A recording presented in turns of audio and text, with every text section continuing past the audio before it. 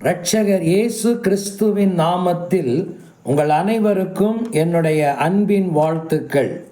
திருமறை தியான நேரத்திற்கு உங்களை நான் அன்புடன் அழைக்கிறேன். இஸ்ரவேலில் 40 ஆண்டு காலம் நியாயாதிபதியாய் இருந்து நியாயம் விசாரித்தவர் ஏலி. இவர் பிரதான ஆசாரியனாகவும் இருந்தார் என்று திருமறை நமக்கு கூறுகிறது.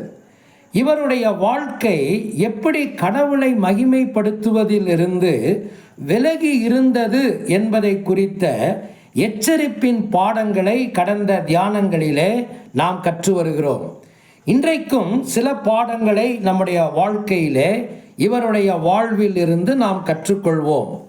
4ஆம் அதிகாரம் அவருடைய வாழ்வின் முடிவை சொல்லுகிற ஒரு அதிகாரம்.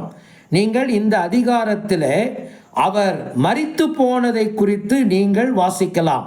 18வது வசனத்தில் ஒரு வேதனையான ஒரு எச்சரிக்கையான மரணத்தை நமக்கு தெரிவிக்கும் விதத்தில் அவருடைய முடிவு அமைந்திருந்ததை நீங்கள் கவனிக்கலாம்.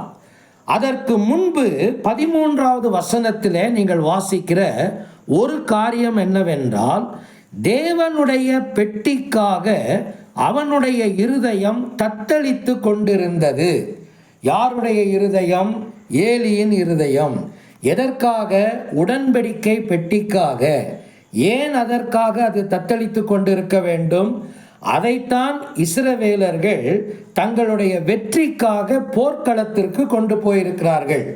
1 சாமுவேலின் புத்தகம் 4ஆம் அதிகாரம் இஸ்ரவேலர்கள் தங்கள் எதிரிகளான பெலிஸ்தர்களோடு போரிட்டதை குறித்து அங்கே நாம் வாசிக்கிறோம். முதலில் அவர்களுக்கு தோல்வி ஏற்பட்டதினால் வெற்றியை அடைவதற்கு சாதகமாக இருப்பதற்கு அவர்கள் இந்த தேவனுடைய பெட்டியை கொண்டு போனார்கள். இது கூட இருந்தால் நாம் வெற்றி அடைந்து விடலாம் என்பது அவர்களுடைய நம்பிக்கை. இதற்காகத்தான் இப்பொழுது ஏலியினுடைய இருதயம் தத்தளித்து கொண்டிருந்தது. காரணம் என்ன? தேவனுடைய பெட்டியை கொண்டு போனவர்கள் அதற்கேற்ற தகுதியான வாழ்க்கை உடையவர்கள் அல்ல என்பது அவருக்கு நன்றாக தெரியும். அவருடைய 2 குமாரர்களும் தான் இதற்கு பொறுப்பாளிகளாக இருக்கிறார்கள் என்பதும் அவர் அறிந்ததுதான். ஆனால் இந்த அதிகாரம் நமக்கு சொல்லுகிற வேதனையான காரியம் என்ன? எந்த செய்திகளை எல்லாம் ஏலி கேட்க விரும்பவில்லையோ, எதையெல்லாம் அவர் ஒரு அதிர்ச்சியான செய்தியாக எதிர்பார்த்தாரோ அதெல்லாம் தான் அவருக்கு செய்தியாக வந்தது.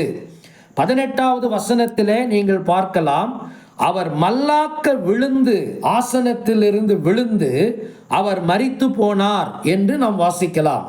காரணம் என்ன? அதிர்ச்சியான செய்திகள்.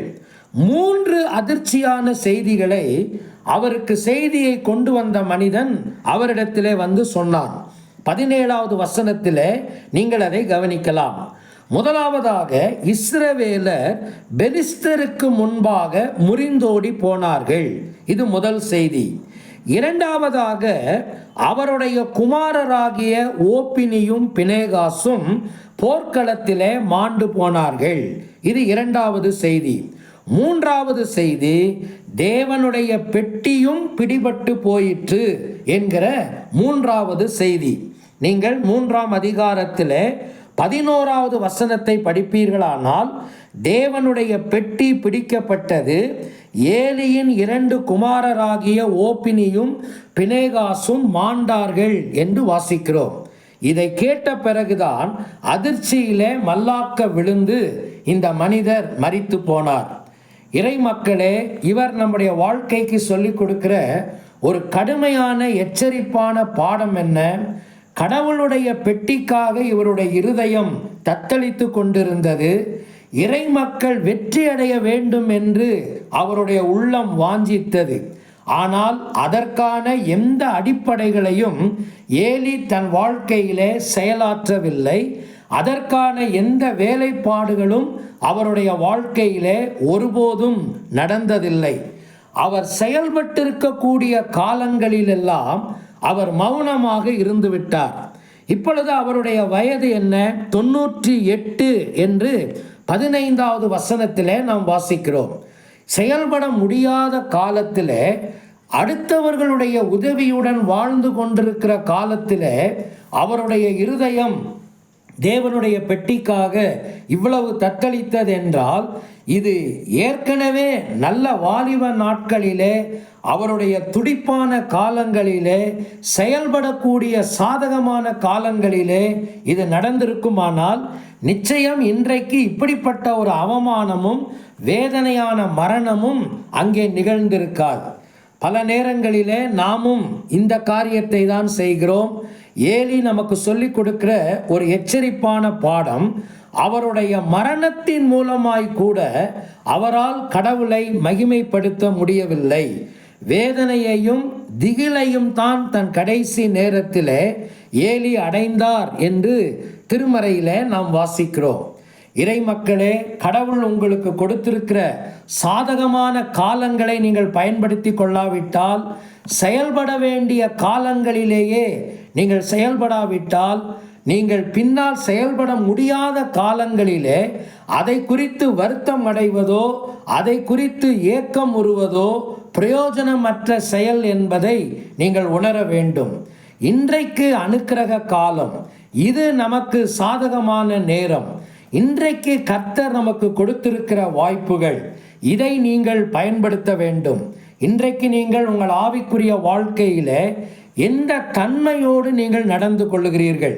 கடவுளால் பயன்படுத்தப்படுவதற்கு உங்களால் என்னெல்லாம் செய்ய முடியுமோ அதை நீங்கள் செய்ய முன் வருகிறீர்களா?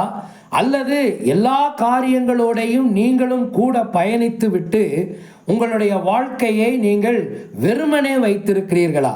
அப்படியானால் ஒரு நாள் நீங்கள் தத்தளித்தாலும், ஒரு நாள் அதை குறித்து வருத்தம் அடைந்தாலும், இழந்த காலங்களை நீங்கள் மீட்டெடுக்க முடியாது. இழந்த தருணங்களை நாம் மீட்டெடுக்க முடியாது. அன்றைக்கு நம்மால் வேதனைப்படத்தான் முடியுமே தவிர நம்மால் செயல்பட முடியாது என்பதை நாம் புரிந்து கொள்ள வேண்டும். ஆண்டவரிடத்தில் இந்த காலை நேரத்தில் நாம் கெஞ்சுவோம். ஆண்டவரே, நீர் எனக்கு கிருபையாக ஈவாக கொடுத்திருக்கிற இந்த சாதகமான காலங்கள், இன்றைக்கு நீர் எனக்கு கொடுத்திருக்கிற சரீரத்தின் பலன், இன்றைக்கு எனக்கு சரீரத்தில் இருக்கிற ஊக்கம், எனக்கு இருக்கிற செயல்படக்கூடிய வேகம், எனக்கு இருக்கக்கூடிய தருணங்கள், இவைகளையெல்லாம் நான் பயன்படுத்தி உமக்காக என்னெல்லாம் செய்ய முடியுமோ அதை நான் ஜாக்கிரதையோடு கவனத்தோடு செய்து முடிக்க எனக்கு உதவி செய்யும். ஏலியை போல பிந்தின நாட்களிலே நான் அதை குறித்து வருந்தாதபடி என்னை காத்து கொள்ளும் என்று மன்றாடுவோம். இந்த சிந்தையிலே நீங்கள் தொடர்வதற்கு கடவுள் தாமே உங்களுக்கு உதவி செய்வாராக. ஆமேன்.